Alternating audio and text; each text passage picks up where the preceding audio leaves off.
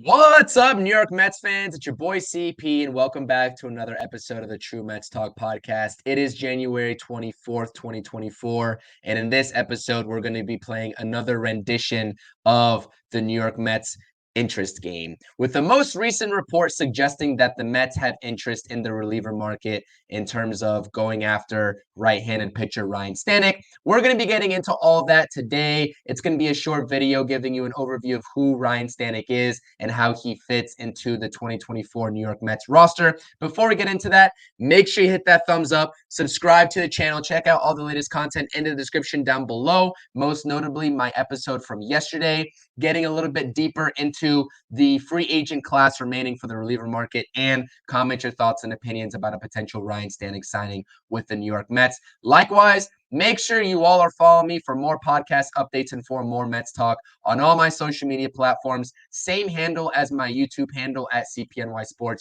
You know where to find me. Now, let's get into it. We all know that the Mets have been interested in everybody and anybody, and the latest report from Andy Martino suggests that the Mets have been checking in on every free agent relievers market with their agents that's left to be signed. Now, Mark Feinsand tweeted out yesterday that, quote unquote, the Mets have interest in right-handed pitcher Ryne Stanek as a bullpen option per Feinsand source.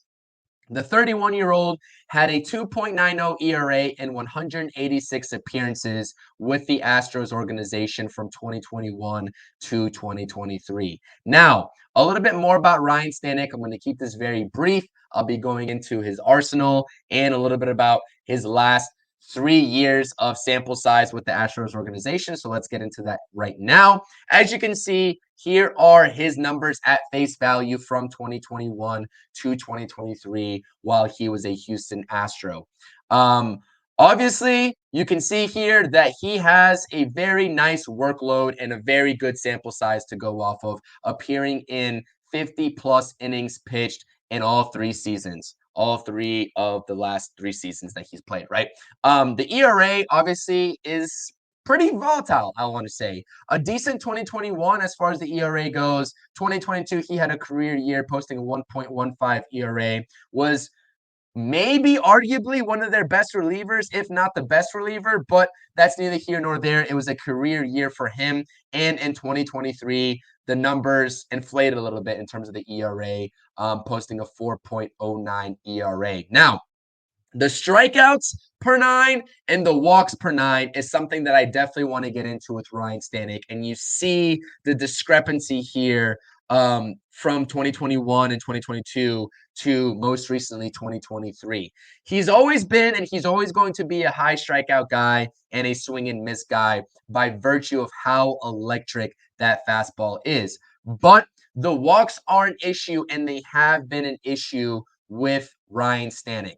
Obviously, the strikeouts per 9, anything north of 10 is phenomenal. And you had 10.9 and 10.2 respectively strikeouts per 9 in 2021 and 2022.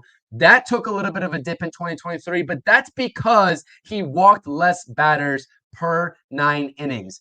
Flat out in his career year, 5.1 walks per 9 is atrocious. I'm not going to lie to you. That's concerning, and that's something that I'm glad we saw I guess, get better in 2023. And hopefully that trend progresses if the Mets do go ahead and sign Ryne Stanek. Because if you talk about a setup man in the 8th inning, you want a guy that's going to lock down that 8th inning, be electric, a quick maybe 1, 2, 3 inning in a perfect case scenario to set up your elite closer, the guy who you pay above market value for in Edwin Diaz coming back off an injury, especially coming off of a knee injury and not seeing him at all in 2023, Edwin Diaz, that is. We need a guy we are confident in as Mets fans and as the Mets front office to go ahead and lock down that 8th inning. Now, I think that is Ryne Stanek, and that can continue to be Ryne Stanek, especially with what we saw in 2022. But I do have a little bit of concerns with what we saw in 2023 from him,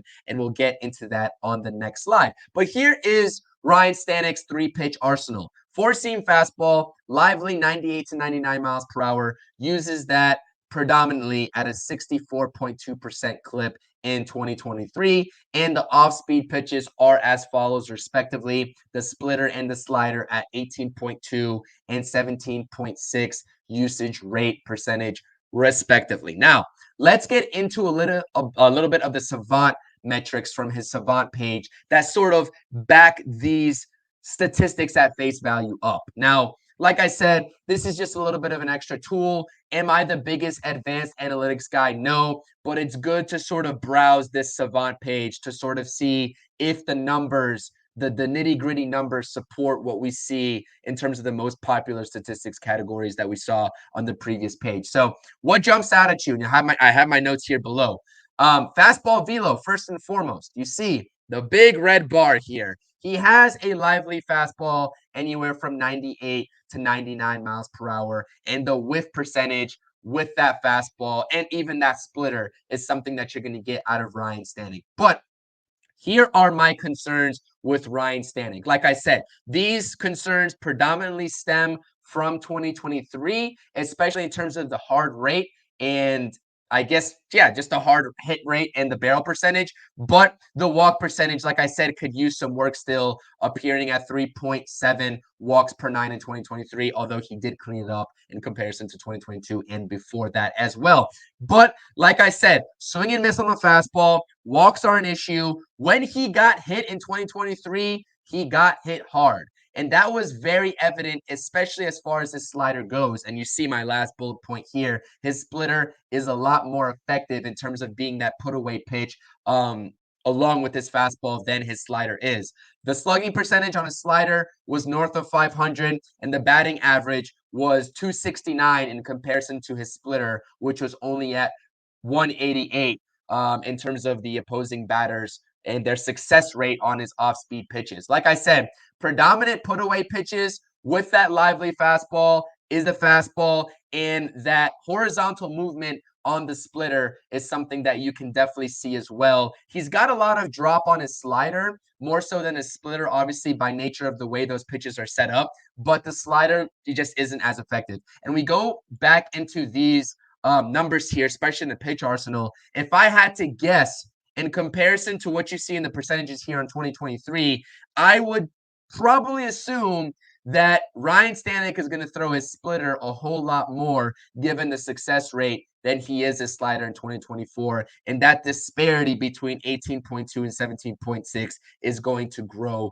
quite a bit. But these are my notes on Ryne Stanek. Like I said, I am an advocate for Ryne Stanek. I want him on the Mets, and especially if he's accepting of a one-year deal. Like I said, with the inflated ERA, maybe he wants to prove himself to be an inkling or a fraction of what he was in his career year in 2022. Being he's only 31 years old, he has the flexibility of taking a shorter-term deal and potentially hitting the open market next year, whether it's a one-year deal or a 2-year deal a la Sean Manaea with an opt-out after the first year. That plays into the Mets' strength, and that plays into their direct strategy that they have had to their credit all offseason long. Not only in the bullpen market, but also in the offensive market and the starting pitching market, with the exception of Yoshinobu Yamamoto and the contract that they offered up for him. Now, like I said, I'm not going to get into the Mets' current bullpen outlook.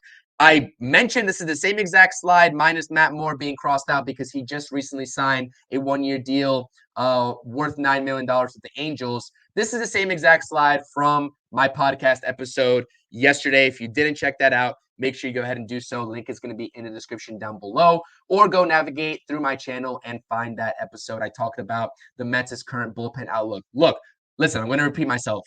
I like Brooks Raley a lot, but he's not a shutdown eighth inning guy that we saw in 2022 with Ryne Stanek. He doesn't have that electricity to him that the back end of the bullpen needs to pair with Edwin Diaz like Ryne Stanek does.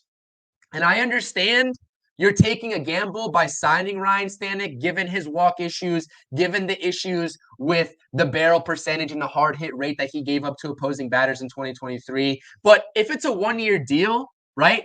I think that he's in the market for a one-year deal, and the Mets aren't in the business of giving out one-year deals. What do you have to lose at this point? What do you have to lose? Because if anything, you slot Ryne Stanek in your 8th inning here to pair with Edwin Diaz. He has playoff pedigree. He has World Series pedigree with that World Series winning organization in 2022.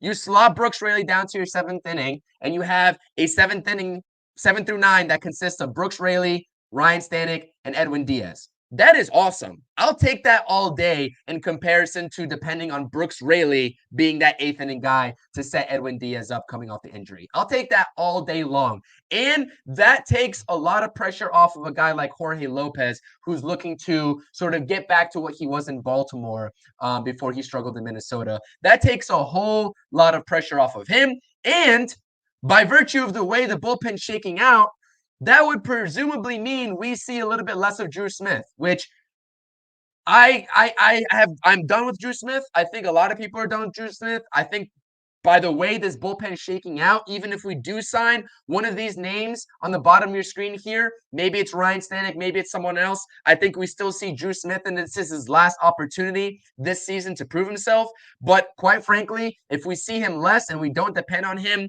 every single time out in the 6th inning, when the ball game might be close in those middle innings, then I'm all for it.